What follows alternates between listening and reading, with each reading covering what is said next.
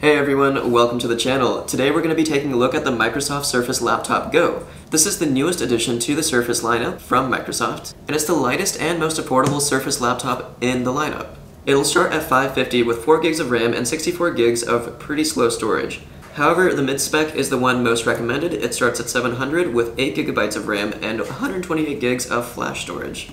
And for an additional fee, you can upgrade to 16 gigs in RAM and 256 gigs of flash storage, but that's only available for commercial buyers. The goal of Microsoft here was to produce a budget laptop that could perform as a daily driver for fairly less strenuous computer activity. Okay, so let's get into the unboxing real quick. And I love this tab that companies have started adding just to make it so much easier to peel off the plastic on the outside. It is honestly so satisfying. Getting into it, the lid of this box slides off so slowly, just building up the anticipation. And there you have it. The laptop comes in 3 colors, ice blue, sandstone, and silver, and I've opted for the sandstone here because it looks just so good. Wow, look at that. And this laptop is super light at 2.45 pounds. Honestly, this is going to be super easy to lug between rooms and carry around with you outside, even without a book bag. Let's put that aside and see what else is in the box. We've got some documentation, pretty classic. I'll put that back. And this has got to be the charger. Got your power brick with the Surface connector and the power cable. Here we go. Alright.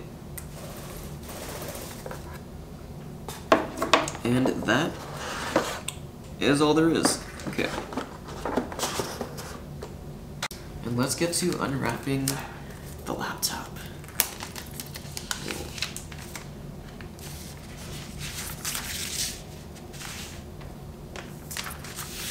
Okay. The wrapper goes on the inside too. There we go, covering the screen. Oh man, and it automatically turns on. Okay. Ready.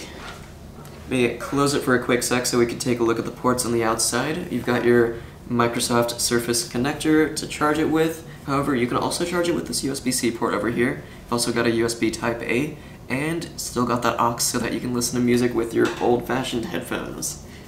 Awesome. And this color, oh my god guys, it just looks so good. I love it. I've always been a fan of the Surface Laptop 3's design, and they definitely brought that to the Surface Laptop Go.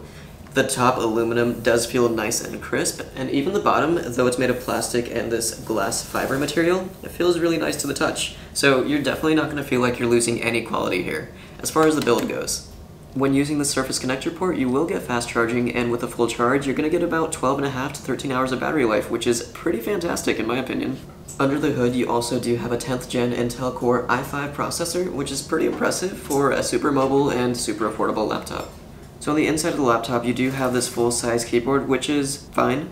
Honestly, it's a lot nicer typing on this than it is typing on my MacBook over here. Really hate that chiclet keyboard that they came with. You've got decent movement with the click of each key here. There isn't too much of a click, but it does feel satisfying to type. The trackpad is silky smooth and pretty nice to use. It feels accurate enough, and the click is pretty satisfying too. Over on the power button for the $700 and upgraded model, you do have this nice fingerprint sensor. It's kind of cool. It feels like glass, and it's right on top of the power button right there. However, while you do get the fingerprint sensor, there is unfortunately no facial recognition like you do get with the other Surface laptop models. It's really just a convenience feature, but it can be super fun to just open your laptop and have it unlock immediately as soon as it sees your face. That being said, the fingerprint reader is just as snappy, and you're not really going to miss out on too much here. The screen is a bit square with that 2:3 aspect ratio, but that could be pretty nice for multitasking. You've got more vertical space on the left and the right for doing 2 tasks at once. It is a 12.4-inch PixelSense touchscreen, which is pretty nice, being able to scroll with your finger. However, the resolution is a bit lacking at 1536 by 1024 resolution. That's not even full HD, so if you lean into the laptop, you're definitely going to notice some pixelage there. Working our way to the top of the screen, you have an HD camera and stereo mic array. This is a real quick test of the camera and microphone on the Surface Go, and I think it sounds and looks pretty decent. What do you think, Plum? Here's a quick comparison of the Surface Go's speakers next to my MacBook Pros. They actually sound pretty decent considering how small the speaker and the device is.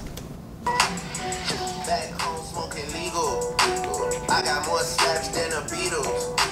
Foreign shit running on diesel, dog. Playing with my this shit is lethal. Back home smoking legal. I got more slaps than the Beatles. Foreign shit running on diesel, dog. Playing with my name, this shit is lethal, dog. Other reviewers have been able to do some light gaming on this, like Minecraft or Halo, but one thing to note is that you have to take the device out of S mode. S mode is the default way that these laptops come, and it's kind of Microsoft's way to make sure that you're only using Microsoft Store apps. You can't even download Google Chrome unless you take it out of that. You typically find S mode on laptops with lower specs because they make sure that it's not going to strain the insides of the laptop too much. So what this means is once you take it out of S mode, it could struggle to run a little bit, especially if you have the base model. It could really struggle to run a couple of just Chrome tabs. Also, once you take it out of S mode, you can't put it back into S mode, which is something that I don't care about too much, but if you see a performance drop, then that might be a concern. So in the end, don't get the $550 base model. It's just going to struggle to run most basic tasks outside of S mode, which is going to be any application that you want to install that's not in the Microsoft Store. However, the $700 model, which is the one that I have here, is pretty decent, and it's going to be pretty great for students who are looking to learn remotely and do some very light gaming.